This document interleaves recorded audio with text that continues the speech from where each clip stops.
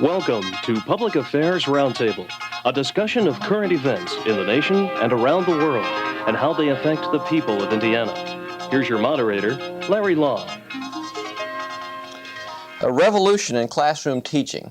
That's how one commentator described the Carnegie Forum on Education's report titled A Nation Prepared, Teachers for the 21st Century. Today on Public Affairs Roundtable, we'll talk about that report, what it says about how we train our teachers to teach our children.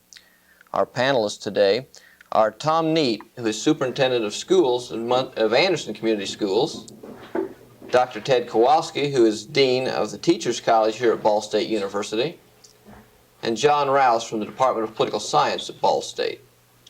Dr. Kowalski, a revolution in classroom teaching sounds like a pretty dramatic step in what we're now into this, maybe a new phase of education reform. Is it indeed a revolution? Well, I would say that the Carnegie report is substantially different than the reports that came out 3 years ago, and especially with regard to teacher education.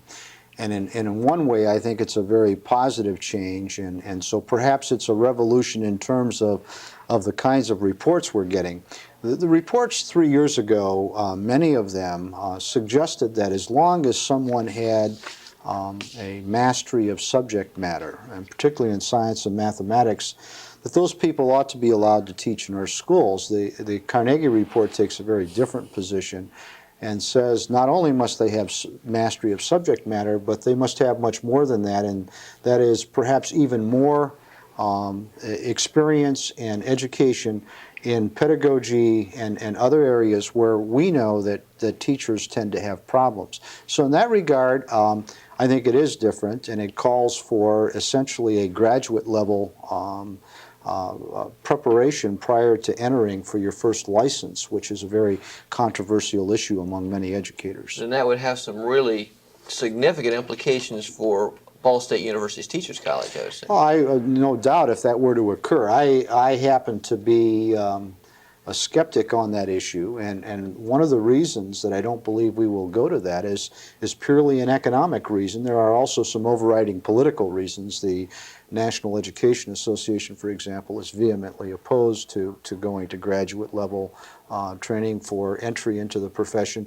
But from a practical standpoint, an economic standpoint, we know that in 1988 we were only going to be able to fill about 8 out of every 10 positions in the United States with properly licensed teachers.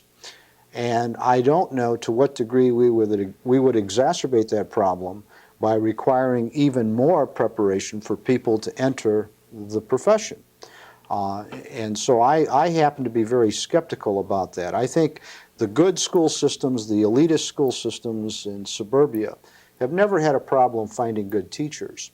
But if we increase requirements, where are we going to find the people to go to work in inner cities? And I don't think that can happen. I don't think 5-year programs can be mandated until there are substantial increases in the economic benefits that teachers can receive. Tom Neat, is that your assessment, a good idea that can or won't work? First of all, I hail the report in that it focuses on the importance of teachers and the professionalism that's necessary in the field of education. It has some shortcomings. Financial. The resources to support the ideas are going to be criticized because we're having difficulty funding education at its present level adequately. And part of the problem has been the financial resources and the lack of it. However, it does speak to a professionalism, and it does talk about some ideas on how to professionalize with some different approaches. There are some reservations, though, that I have about the program also, and that is if we do have some problems in our profession, we didn't get into this position overnight, nor will a quick fix get us out of it. So therefore, it will take a planning process of with some time to strengthen this concept of postgraduate work in the field of education. This report, the recommendations have the support of the American Federation of Teachers.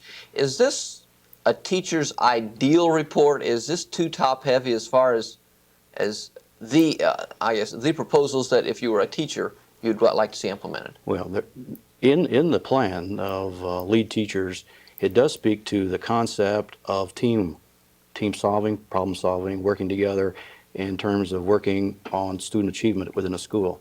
And we have, I think, the mechanisms already in our schools. The concept needs to be put into place, as well as an acceptance of that philosophy. We need to have, in our present day structure, a team approach to sharing the benefits of a school. Unlike business, we're not a profit generating kind of business or corporation. And so often can happen is no one has a feeling at risk or anything at stake in the enterprising, the education enterprise. This speaks a little bit about sharing the responsibilities and then also sharing the benefits, the rewards of student progress. Larry, let me just comment quickly on is this the teacher's ideal report? One of the things that I found astonishing was that out of the entire commission that prepared this report, the only person that had recent classroom teaching, and by recent I'm talking about probably in the last 5 to 10 years, was Mary Futrell, who was president of NEA. So the commission itself that came up with this report was almost void of anyone who was really involved in classroom teaching. And I think that teachers are critical of that fact, and rightly so. I would say that it's amazing that the primacy of the teacher came out as strong as it did in this report. I agree with Tom. I think that's a very strong aspect of it. But I want to point out also that one of the criticisms I have for the report is there really wasn't much input from classroom teachers in preparing the document. Since I'm a classroom teacher and have been for some time now, I think the thing we have to look at also, and I ask this very question at the first of every class when the class starts, and that is, what is education? I ask the students because they're taking my class. Oftentimes the class is required. It's something they don't know very much about. So I ask them, first of all, what is education? And my answer, at some point in time, they will give me answers like knowledge, skills, learning, opportunities, and options. So we have to ask, how does education fit into the political structure? And really, education is the bridge between yesterday and tomorrow, and how we respond to tomorrow. For example, in terms of looking at two of the themes I think you can find in education, I can give an illustration. Last quarter, a young lady asked me, could she be excused to go have a job interview with a company?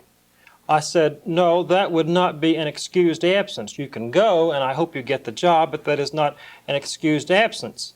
And then she said, well, isn't that the purpose for us being here? I says, no, you're here to learn how to think. And so I think the dual purpose of education are those two things: to be trained for a job so they can make an economic contribution to society, but also, perhaps I should put this first, is to be able to think. So I think if we look at our political system, we have to think in terms of thinking and also training. And how do you make that bridge? Do we, I guess this report in the ideal sense says, here's what we need to do. Now all you have to do is find the money to fund these proposals. I suppose specifically in terms of teacher salaries, where we're talking about some really significant increases, I would think, in teacher pay. Is that ideal in a political sense, that the legislatures or the Congress, if we get into some national certification and some financial support, is that ideal to think that in fact the states and the Congress are going to come up with money for this program? Well, one of the things that I found interesting was shortly after the report came out, the Indianapolis Star ran an editorial, and as I recall, it went something like this, that here's another report asking for massive infusions of dollars into our public education system. And it called for some proof, some accountability before the public was going to make this investment. And that's kind of the catch-22 with many of these reports. We get back to, yes, there's no question that we could do more with students, preparing them to teach if they had a 5th year of preparation. But until we're willing to make an investment, to make that an attractive option as a profession, I don't think it's going to work. And here is a major newspaper in our state, which I think has influence on a number of people, saying, hey, we want accountability before we give you any more money. So the answer to your question, and my own personal view, Larry, is I don't think that there's going to be a strong inclination to fund many of the proposals that are included in the Carnegie report. You know, one of the issues, though, this report brings up and that is the importance of education as it relates to our economy and the world marketplace. And that we're struggling with Indiana and its position in the marketplace and being competitive in the world of work. Why I say that the reports are very significant to us is that it begins to again focus on the importance of education, the importance of quality schools. And we're trying to find out why we're not competitive. Why do we rank where we do in terms of other states, in terms of our outcomes? We're trying to define what our outcomes are. Quite frankly, the report is kind of like a mirror that this is where we are and we're not necessarily happy with where we are. We have neglected education for so long, both in the economic as well as the importance. We've not addressed a common set of goals and outcomes. And while it's easy for an instructor to set what my purpose of my class is, it may very well be that the university has never defined that, let alone a state association or a state accrediting agent. So we have sometimes cross purposes. What is important in one class might not be held important in another class. Therefore, a wide range of outcomes by students. Secondly, what's happening in our society is a changing society. We have a downsizing population. With the downsizing population in many of our school communities, we've not had the opportunity to hire new teachers. Therefore, our teachers that are presently teaching in our schools have come through the training institutions many, many years ago. They've already satisfied their master's degree requirements and their license requirements. And so we've probably not kept up with the new technology and meet the new needs of our changing society. We also have different kinds of attitudes and value systems that are in place that sometimes gets in the way of our education, the process, the one-parent families, the economic pressures that Indiana's faced recently, and the inability to keep pace in an economic sense, the buying power of our employees.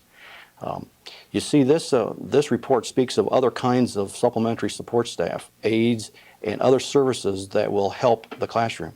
And quite frankly, if some of those resources are available now, those would be in place. It doesn't require this particular kind of commission report to get those services in place.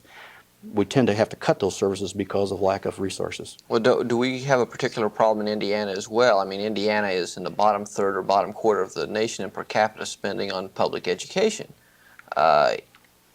Is it likely that these kinds of reforms or changes might find some favor in the legislatures in New York or Michigan or California, but that Indiana will continue to be hesitant to put those kinds of monies into education? Is that not a problem in Indiana? I mean, more so than some other states? I can't speak about the future voting position of the General Assembly. However, it is a reflection of what we hold to be true, and it's a value system. And I would hope that our communities, our residents, will call upon the state to support education in its finest form. We can become a model state in education, but it will take the resources and the commitment by our communities. I think we have the desire to be very good. We have the desire to have the very best schools possible. But I'm not sure that we've been in the position, either by our own choosing or because of economics, to provide the resources that are necessary. Well, that's a political decision that's been made by the legislatures and not John Rouse. The legislatures decided that we're going to put so much money and no more into education. And of course, education is still a local issue in terms of much of the funding. It used to be, of course, with the property tax that the big focus was there, but lately there has been the equalization around a particular state in terms of various communities. I think we have two kinds of things to look at in terms of the politics of this. First of all, we have the macro politics, and the question really has to be asked, is there any pressing need in the public's mind to go to the politicians, the legislature, and say, we want 20 more days on our school year, we want to raise this from 172 or so to 192, we want to spend more money. So if we go back to the 1950s, the early 1960s, we talk about Sputnik, and just several days ago there was information in the newspapers about the space, the fact that the Russians are ahead of us by 10 years. So the question has to be asked, is there any pressing focus at the political macro level to put more money into education? A second micro kind of problem, as you refer to, and as the report says, that we're going to have from heavily monitored bureaucracies to dynamic communities of learning. We know that what we have are educational bureaucracies. And the question is, how do you change power in those bureaucracies to make them more relevant and respond to the future? John, one of the things that you mentioned was the issue of equalization, and I think when we talk about what we're going to be able to do or not be able to do, we overlook to a large extent the role that courts have played in putting the schools where they are today. And I just quickly like to take that in perspective.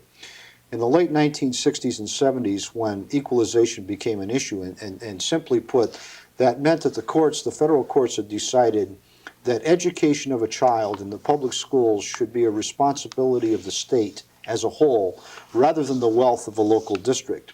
And as a result of those court rulings in Texas and California, virtually every state in the United States reformed their school finance program, including Indiana, to shift away from a heavy emphasis on property tax to a greater emphasis on state revenues. So that in Indiana, we have gone from 1/3, 2/3 to 2/3, 1/3. In other words, on average now, the school system in Indiana receives about 2/3 of its funding from state revenues. Obviously, the state can exercise a lot of control in that kind of situation. Indiana has a provision to allow local school districts to go to the taxpayers for a referendum. And that has been occurring. Referenda have now occurred in about, I don't know, 20 communities or so in Indiana. What's interesting is we're finding that the more affluent, better educated communities, southwest Allen County outside of Fort Wayne, predominantly executive type people, overwhelmingly passed a referendum recently to raise their taxes. That's what got us into the equalization problem in the first place, when you had wealthy school systems, which were, as we consider them to be, lighthouse districts, doing exciting things and spending a lot of money. What I'm getting at, John, is that in this there's a political push and pull, as I see it, between elitism and egalitarianism, and it's a problem we've always had in public education in this country. And it seems that we swing back and forth, and we're in that process now of swinging towards some elitist views, which are generated by national concerns. But I suspect we will go so far in that direction, as we did after Sputnik with the National Defense Education Act, and then swing into the other problems, the social problems, where we talk about self-actualization and the other things. So yeah, I think it's a very difficult situation, but I think that we oftentimes overlook the role that the courts have played in deciding where our public schools are today. And they have placed a number of restrictions on school systems in doing things. Yeah, I would also agree. This is pointed out by the fact that this is a national plan, not a state-by-state plan, but a national plan. And keep in mind the word plan. Every politics in America is by crisis planning, and this is a plan. And so this is very unlike the way we do political business in this country. The Carnegie report does talk about giving parents more of a choice of where they send their children to school, and even urging some competition in that sense among schools, not only for, I guess, enrollment in some cases, but also to tie some funding to some criteria that if one school corporation makes more progress than another, then they can get more funding. Is that a good idea or a bad idea, Tom Neate? Well, it's an interesting concept, because in public education, unlike private institutions, parochial schools, we take everybody. There is not an application. So we take those that have come from affluent families as well as those that come from deprived families, those that have backgrounds that will guarantee their success in many ways to those that come with all kinds of handicaps. And the public schools have been asked to and have accepted the responsibility to provide the training, the education, the socialization for those young people. Quite frankly, we've taken on adult education, lifelong learning, retraining in vocational programs. So it is an all-encompassing role and function of the public schools. Now, if you get into a business sector type of competition, and you have a marketing program, and you have outcomes that will be guaranteed and will measure one school against another school, in a sense that's very healthy. But it also implies that you might reject somebody. You might talk about an application. You might talk about being able to apply. And that'll be fine for those particular schools that once they've filled, they're filled. Now, we spoke earlier, what happens to the rest? And it's those responsibilities that the public schools have and our profession has to provide education and training that for some reason or another young people haven't had. And with the state competency testing we had recently in the 3rd and 6th Yes. grades here in Indiana, and we look at where the good scores were here in Muncie and where they were not. The 2 lowest schools were in disadvantaged socioeconomic areas of this city, on the east side and on the south side. Would not this kind of plan that rewards progress by these kinds of scores be discriminatory against these areas? that would probably happen. And the scores are only a reflection of who lives in those communities and who attends those particular schools. The data that was collected as a result of a statewide testing didn't prove anything brand new. It only just reaffirmed what we already knew. You see, when a kindergarten teacher writes a memorandum to a superintendent and says we need to do something for our 4- and 5-year-olds, they can't recognize the colors. They can't do some basic skills that you and I might think would be just normal for a 4- or 5-year-old. We need to do something. How do we begin to address that? This issue that you talk about, training inner city schools, minorities that have limited opportunities prior to their schooling. How are we going to address that? We need to address that, and the public schools is the place where that's being asked to be addressed. Now that's going to have some impact on test outcome scores. If I could follow up with a statement, Tom, and also a comment, I think part of what you're saying is that the schools are now responsible for so many problems in society. You talk about drugs, you talk about family problems. So much of the responsibility for correcting things has fallen upon the schools. But let me also make a statement and also ask you a question about your Anderson community school system. At Ball State, I say in terms of the way I see it over the last several years, in terms of promotion and that kind of thing, we have gone from the politics of incompetence and favoritism to the politics of merit. And let me ask you, in terms of that phrase, do you find the same kind of thing in terms of what teachers have to do is to clean up their own house? Any profession has to do that. Otherwise, it gets cleaned up from the outside. Whether you're doctors or lawyers or whatever, if you're teachers, you have to demand the best of yourselves with a focus upon merit. Do you find that your teachers are also focusing upon merit and trying to, so to speak, clean up their own house? Well, right now we do not have a program in place that rewards merit. So as evident from the study, the report, somebody that does the minimum or those that do the maximum in terms of extra hours of preparation and so forth in the classroom, their pay is driven on a standard, an index, so many years, so many degrees, and that's what the salary is. So presently in the public sector, public education, we do not have a reward for merit. Merit comes in the form of promotions and usually into the forms of administrative positions. Therefore, we're taking our very brightest, our very best, our energetic out of the classrooms, moving them to other positions for the only reward system that we have in K-12 education. Yeah, I think one of the sad things here, and I think it's probably a truism at this institution, is, well, many faculty believe the only way to make more money is to become an administrator. And it seems like that similar kind of situation exists in the public school systems. It absolutely does. And the scenario that I developed, is just that very case. The report talks about a more professional teaching force. I guess people recognize teachers as professionals, or do they? Do we not really recognize them as professionals because we don't pay them any more than we do? I think that's part of the reason, but I think it's a little more than that. And it's a social and an economic issue, which I think spans the history of this country.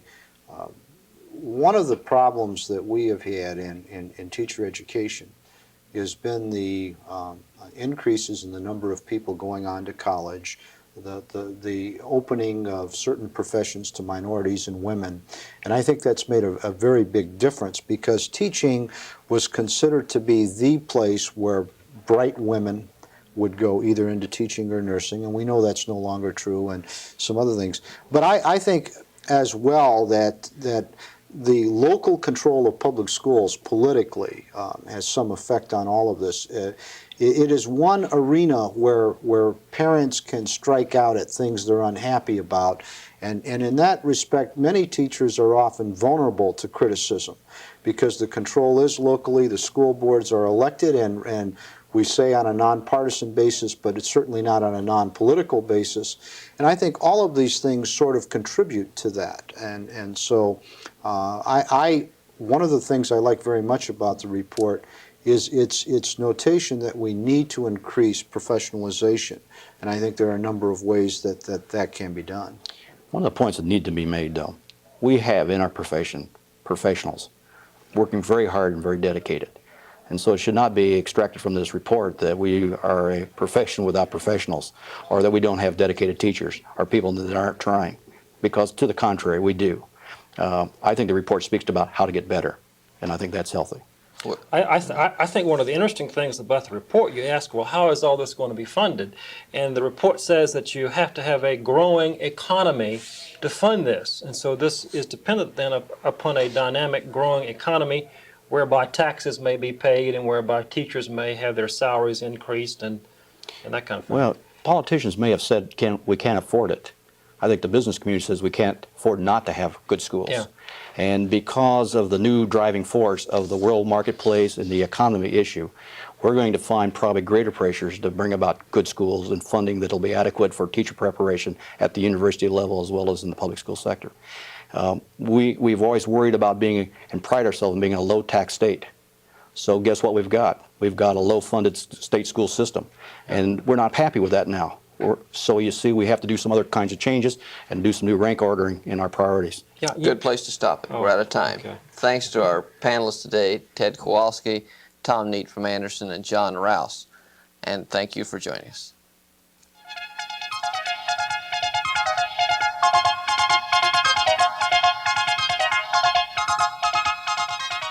If you have comments regarding this program, please address them to John Rouse, Box 149, Muncie, Indiana 47305. The producer for Public Affairs Roundtable is John Rouse.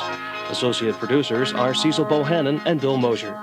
This program is a production of University Media Services, the Department of Political Science, and radio and television stations on the campus of Ball State University in Muncie, Indiana.